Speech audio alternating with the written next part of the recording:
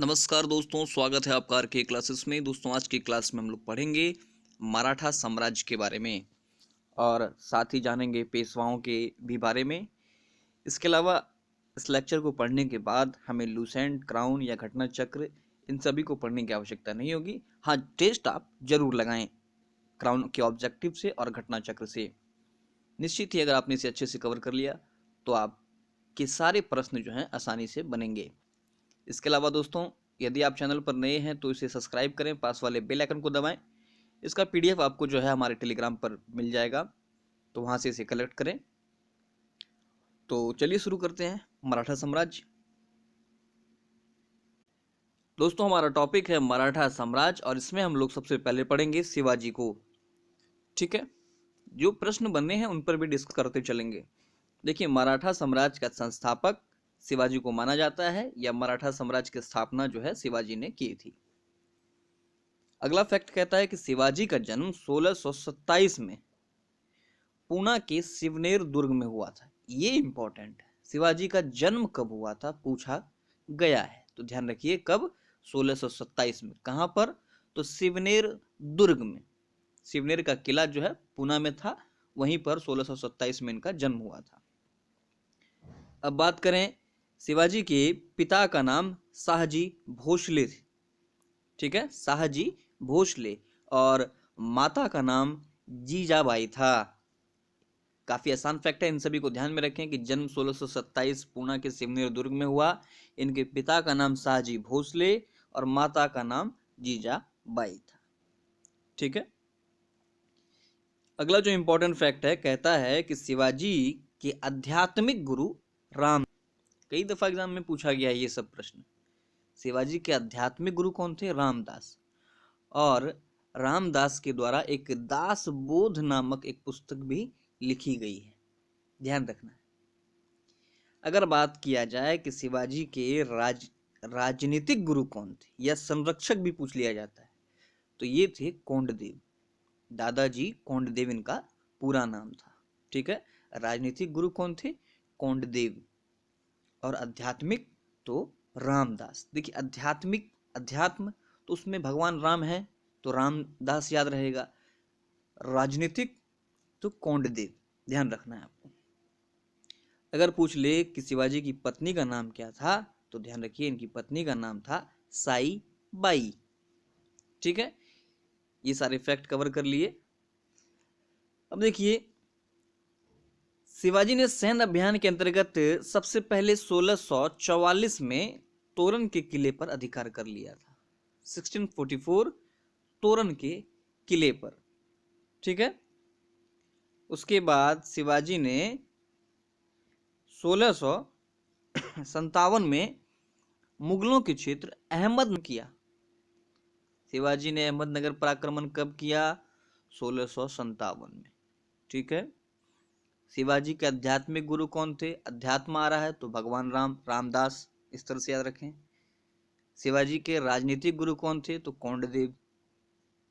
माता जीजाबाई। जन्म 1627। कहां पर? शिवनेर दुर्ग, पूना। ऐसे ही लगातार जो है, अगर आप औंठते जाएंगे, कहने का मतलब दोहराते जाएंगे, तो फिर जीवन में नहीं भूलेंगे।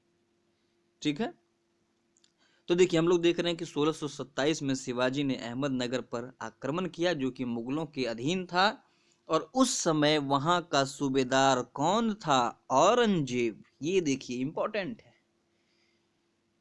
आपको औरंगजेब भी ऑप्शन में मिलेगा, लेकिन सूबेदार देख के आप औरंगजेब को बोलेंगे ना, ये तो हो ही नहीं सकता, ये तो भैया राजा होगा, शासक होगा। इसलिए ये सवाल पूछता है कि 1627 में जब शिवाजी ने अहमदनगर पर आक्रमण किया था, उस समय वहां का सूबेदार कौन था? आप तीसरा चौथा कोनो खां या करीम लगा के आ जाइएगा, लेकिन औरंगजेब को टच नहीं करिएगा। लेकिन यही गलती है, तो ध्यान रखिए, वहां का सूबेदार औरंगजेब था और इसने शिवाजी को हराया था। ठीक है, उसके बाद सीधा बात करते हैं। कहता है कि शिवाजी ने 1664 में सूरत को लूटा। कई दफा एग्जाम में क्वेश्चन पूछा जा चुका है, घिना गया है क्वेश्चन पूछ के इससे कि कब लूटा, तो 1664 में। ये सूरत जो है ये भी मुगलों के अधीन एक क्षेत्र था, प्रमुख बंदरगाह था, ठीक है। और शिवाजी ने जब लूटा था तो जितना सैनिक था कूच दिया था वहां पर, है ना, पूरा तहस नहस कर दिया, मैक्सिमम जो है बर्बाद कर दिया मुगलों के क्षेत्र को। इससे मुगलों को बहुत ही बड़ा आर्थिक नुकसान हुआ, ठीक है। अब इस नुकसान की भरपाई के लिए औरंगजेब ने अपने सेनापति जय सिंह को शिवाजी पर आक्रमण करने के लिए भेजा था। सीधा सवाल पूछा गया है कि औरंगजेब ने अपने किस सेनापति को शिवाजी पर आक्रमण करने हेतु भेजा था, ठीक है। फिर वहां आपको 4 नाम मिलेगा, जय सिंह को आप छोड़ दीजिएगा, है ना। ये हमारा दिमाग में पहले से बैठा हुआ रहता है, यहीं पर हम लोग मिस्टेक करते हैं, ध्यान रखिए।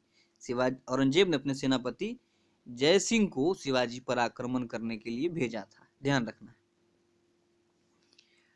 आगे अगर देखते हैं, शिवाजी और जय सिंह के बीच में देखिए 1665 में पुरंदर की संधि हुई। ये संधि कई दफा पूछा गया है, ये संधि आगे भी इस तरह की संधि हुई है, पुरंदर की संधि, है ना, देवगांव की संधि, उन सभी को देखेंगे। लेकिन 1665 में शिवाजी और जय सिंह के बीच पुरंदर की संधि हुई, ठीक है। ध्यान में रखना है किसके किसके बीच, शिवाजी और जय सिंह के बीच। कब? 1665 में। बहुत बार ये क्वेश्चन पूछा गया है, नहीं तो आपको संधि मिलाने दे देगा, है ना। अब इस संधि में क्या हुआ, तो इस संधि के तहत शिवाजी ने मुगलों के जो कब्जे किले जो हैं उन पर जो कब्जा कर लिया था उसको मुगलों को लौटा दिया कि जाओ ले जाओ। आगे देखिए, आपसे पूछता है कि शिवाजी को राजा की उपाधि किसने दी थी। तो ध्यान रखिए, शिवाजी को राजा की उपाधि जो है ये औरंगजेब ने ही दी थी, ठीक है।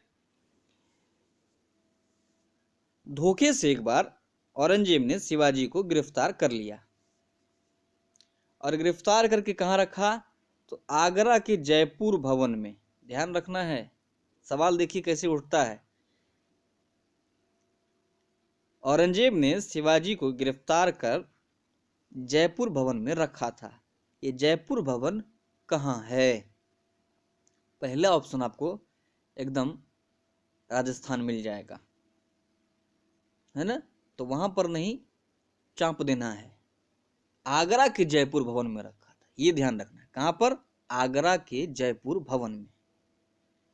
लेकिन 2 साल बाद शिवाजी वहां से भाग निकले और इस धोखे का बदला उन्होंने किस प्रकार लिया, तो 1670 में फिर से सूरत को लूटा। ध्यान रखिए, 2 बार सूरत को लूटे हैं, एक बार 64 में और दूसरी बार 1670 में। इस बार और तबाही मचा दी है, ठीक है। इस प्रकार जो है उन्होंने काफी बड़ी मुगलों को क्षति पहुंचाई और अपना क्षेत्र विस्तार किया।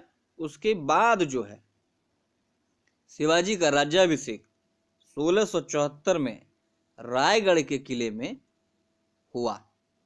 ध्यान रखना है, जन्म कब हुआ था? 1627 में। राज्याभिषेक कब हुआ? 1674 में। कहां पर? तो रायगढ़ के किले में। और ये राज्याभिषेक किसने करवाया था? तो वाराणसी से आए थे एक पुरोहित जिनका नाम था गंगा भट्ट। इंपॉर्टेंट है, एग्जाम में पूछा गया, जहां हाइलाइटर आप देख रहे हैं ना उस सब एग्जाम में पूछा गया, तो ध्यान रखना है। शिवाजी का राज्याभिषेक कब? 1674। कहां पर? रायगढ़ में। कौन करवाया? तो गंगा भट्ट। कहां से आए थे? वाराणसी से, ठीक है। और मराठा साम्राज्य की जो पहली राजधानी है वो रायगढ़ ही बनी थी। क्लियर हो गया? चलिए आगे देखते हैं। देखिए, राज्याभिषेक के बाद शिवाजी ने हिंदू बादशाह एवं छत्रपति की उपाधि धारण की थी। ध्यान रखिए, शिवाजी ने कौन कौन सी उपाधि धारण की थी? तो हिंदू बादशाह एवं छत्रपति की। आगे कहता है कि 1678 में शिवाजी ने नौसेना की स्थापना की जिसका मुख्यालय कुलाबा में था। कुलाबा नाम सुना होगा आपने, कुलाबा मुंबई, ठीक है। और नौसेना का जो अध्यक्ष था इसे दरिया सारंग कहते थे। नौसेना का अध्यक्ष क्या कहलाता था? दरिया सारंग। सारंग नाम का कोई बॉलीवुड में विलन भी है, नाम सुन रखा होगा पहले आप लोगों ने, लेकिन ध्यान रखें, ये जो नौसेना का अध्यक्ष को दरिया सारंग कहा जाता था और इसका मुख्यालय कोलाबा में था। फिर देखिए 1680 में, ध्यान रखना है, 1680 में कर्नाटक अभियान के दौरान, किस अभियान के दौरान? कर्नाटक अभियान के दौरान शिवाजी की मृत्यु हो गई थी। सवाल आपसे पूछेगा कि शिवाजी की मृत्यु कब हुई, तो 1680 में। यह आपसे पूछेगा शिवाजी की मृत्यु किस अभियान के दौरान हुई, तो कर्नाटक अभियान के दौरान। और इसमें ध्यान रखना है, एक जिंजी का किला था, ये उन्होंने जीत लिया था शिवाजी ने। ठीक है, तो शिवाजी से इतना इंपॉर्टेंट फैक्ट बनता है, ठीक है, वनडे एग्जाम में या किसी भी एग्जाम में।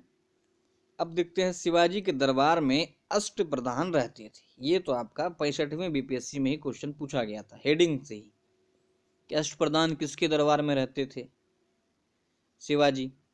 अब देखिए, कई दफा सवाल कैसे बनता है कि अमात्य का क्या काम था, सुरनवीश का क्या काम था, चिटनवीस का क्या काम था, है ना, सुमंत क्या था। तो इससे सवाल आपका बनेगा, इससे आप भाग नहीं सकते। तो देखिए, पेशवा जो है, पेशवा, प से पेशवा, प से प्रधानमंत्री, ऐसे याद रख लीजिए आप। ठीक है, प से पेशवा, प से प्रधानमंत्री। अगला है अमात्य। ठीक है, अमात्य जो था, ये क्या था? भू राजस्व मंत्री था। सुमंत जो है, ये विदेश मंत्री का कार्य करते थे। ठीक है, यदि आपने इन दिनों रामायण देखा होगा तो उसमें एक सुमंत नाम के व्यक्ति थे जो श्री राम के साथ काफी दूर तक गए थे। इनका कार्य भी जो है विदेश मंत्री के जैसा ही था। ठीक है, अगला है वाक्यानवीस। ये थे सूचना मंत्री। वाक्यानवीस सूचना मंत्री। वाक्य से आप याद रखें, वॉकी टॉकी वाक्य, इससे हम लोग को क्या मिलता है? सूचना। वाक्यानवीस सूचना। नेक्स्ट है सुरनवीस, इसे चिटनीस भी कई जगह लिखा जाता है। तो ये थे पत्राचार मंत्री। सुरनवीस पत्राचार मंत्री। नवीश में रवीश दिख रहा है ना, तो बस पत्र, मीडिया, पत्राचार, सुरनवीश। वाक्या वॉकी टॉकी सूचना मंत्री। सुमंत विदेश मंत्री। अमात्य भूराजस्व मंत्री। पेशवा प्रधानमंत्री। न्यायाधीश से तो नाम पता चल रहा है, विधि है। नेक्स्ट देखिए, एक है सर ए नौबत। सर ए नौबत, तो ये थे सेनापति। सर ए नौबत सेनापति। स से सर, ए नौबत सेनापति। नेक्स्ट है पंडित राव। पंडित राव नाम से क्लियर है कि धार्मिक कार्यों के मंत्री रहेंगे। ठीक है दोस्तों, अब आगे देखेंगे हम लोग, जैसे कि अमात्य पूछे तो भूराजस्व मंत्री सुमंत, विदेश मंत्री। वाक्यानवीस सूचना मंत्री, है ना, वाक्यानवीस क्या है? सूचना मंत्री। सुरनवीश पत्राचार। न्यायाधीश विधि। सर नौबत सेनापति, है ना। अब ऐसे इसको अगर नुका दिए अब, तो देखिए कैसे याद रहेगा। क्या कह रहा है? अमात्य, तो अमात्य जो है भू राजस्व मंत्री। अम्मा, पैसा कौड़ी अम्मा के पास है तो भू राजस्व उन्हीं से लेते हैं हम लोग। सुमंत, रामायण को याद करिए, सुमंत उसमें थे। ठीक है, काफी इंस्पेक्टर का रोल शायद किए हैं हिंदी सिनेमा में।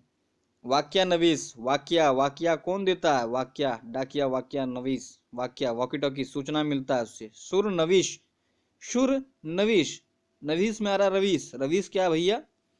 तो पत्राचार। न्यायाधीश तो विधि है। सरे नौबत सेनापति। पंडित राव धार्मिक कार्यों के मंत्री। अब देखिए, हम लोगों ने पढ़ा कि 1680 में शिवाजी की जो है मृत्यु हो गई। उसके बाद उनका उत्तराधिकारी संभाजी हुआ। ठीक है, शिवाजी का एक उत्तराधिकारी कौन? संभाजी। ऑप्शन मिलेगा आपको, राजा राम, संभाजी, साहू जी, है ना, इस तरह से। तो ध्यान रखना है, शिवाजी के बाद कौन आए? संभाजी। संभाजी का जो मुख्य सलाहकार था, ये थे कवि कलश। कवि कलश किसके सलाहकार थे? संभाजी के। अब देखिए, मुगलों से तो शुरू से ये लोग लोहा ले ही रहे थे। इसी क्रम में क्या हुआ कि औरंगजेब का जो बड़ा बेटा था अकबर, इसने अपने पिता के खिलाफ, अपने बाप के खिलाफ जो है विद्रोह कर दिया, औरंगजेब के खिलाफ, है ना। और वो विद्रोह करके वहां से भागा और संभाजी की शरण में आया। इधर संभाजी ने औरंगजेब के बेटे की मदद की, उसे संरक्षण दिया। तो इससे क्या हुआ, औरंगजेब काफी चिढ़ गया। ध्यान रखना है 1681 में, डेट नहीं याद रखना है। संभाजी ने औरंगजेब के बड़े बेटे अकबर की मदद की, जो अपने ही पिता औरंगजेब के खिलाफ विद्रोह कर रहा था।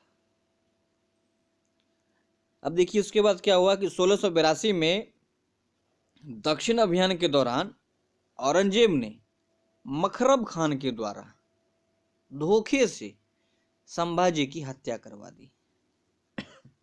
ध्यान रखना है, संभाजी की हत्या किसने करवाई, औरंगजेब ने। किसके द्वारा, मखरब खान से, धोखे से करवा दी। और संभाजी के पुत्र जो थे शाहू, संभाजी के पुत्र कौन थे, शाहू, और संभाजी की पत्नी जो है येशुबाई, इन दोनों को गिरफ्तार कर लिया धोखा से। ठीक है। इसके बाद देखिए संभाजी की तो हत्या करवा दी गई, इनके पुत्र को गिरफ्तार ही कर लिया, पत्नी को गिरफ्तार कर लिया। इधर फिर जो अगले शासक बने संभाजी के बाद, ये बन गए राजा राम। ध्यान रखना है, क्रम याद रखिएगा, शिवाजी, संभाजी, राजा राम। ठीक है। और राजा राम जो है, राजा राम ने अपनी राजधानी सतारा में बनाई। रायगढ़ से उठा करके, रायगढ़ से कहाँ ले आए, आर के बाद हम लोग कहाँ जा रहे हैं, एस, ABCD में आर के बाद एस, रायगढ़ से सतारा में ये ले आए। लेकिन जब इन्होंने अपना क्षेत्र विस्तार शुरू किया तो औरंगजेब इनसे भी काफी डरा और 1700 में राजा राम को भी मरवा दिया। ठीक है। अब राजा राम की मृत्यु के बाद उनका 4 वर्षीय पुत्र, जिनका नाम शिवाजी द्वितीय था, ये गद्दी पर बैठा। चूंकि 4 वर्ष का था, तो इस समय जो है सत्ता की वास्तविक जिम्मेदारी राजा राम की पत्नी ताराबाई के हाथों में थी, और शिवाजी द्वितीय की माता ताराबाई। ठीक है। ताराबाई ने कई दफा जो है मुगलों से लोहा लिया और फतेह भी हासिल की। इन्हीं के काल में, ताराबाई के काल में ही 1707 ईस्वी में औरंगजेब की मृत्यु 1707 में हो गई। ध्यान रखिए कब मरा था औरंगजेब, 1707 में। चलिए आगे देखते हैं।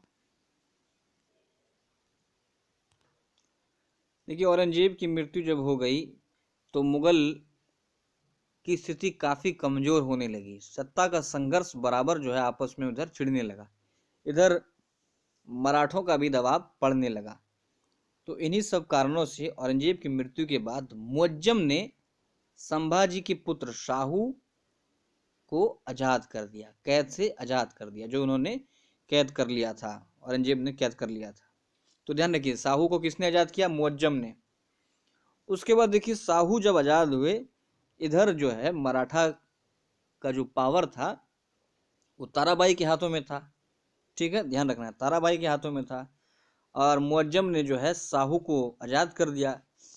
तो शाहू तो वास्तविक थे हकदार, ठीक है, लेकिन अभी पावर था ताराबाई के हाथों में। तो इसलिए इन दोनों के बीच, ताराबाई और शाहू के बीच में जो है युद्ध हुआ। कौन सा युद्ध, खेड़ा का युद्ध। कब हुआ, 1707 में। ध्यान रखना है, खेड़ा का युद्ध कब हुआ, 1707 में। किसके बीच, तो ताराबाई के बीच में और शाहू के बीच में। इसमें कौन जीता, तो शाहू जीता। शाहू जीता और शाहू जी जो है ये पुनः जो है फिर से मराठा के नए शासक बने। ठीक है। और राजधानी तो इन्होंने थी ही, रायगढ़ से सतारा तो थी ही पहले से। ठीक है। शाहू ने ही जो है पेशवा प्रथा को शुरू किया। ध्यान रखना है, पेशवा प्रथा को किसने शुरू किया, शाहू ने, 1713 में। ठीक है। शाहू ने क्या किया, 1713 में पेशवा प्रथा शुरू किया। ठीक है। अब आगे जो भी पेशवा बने उनके द्वारा किए गए महत्वपूर्ण संधियां, जो कि एग्जाम में पूछे जाते हैं, महत्वपूर्ण कार्य, कई सारी जो इंपॉर्टेंट संधियां हुई हैं, उनको हम लोग अगले लेक्चर में पढ़ेंगे। ठीक है। बहुत मटेरियल भी पढ़ना बाकी है। तो वीडियो अच्छा लगा तो इसे लाइक और शेयर जरूर करें। धन्यवाद।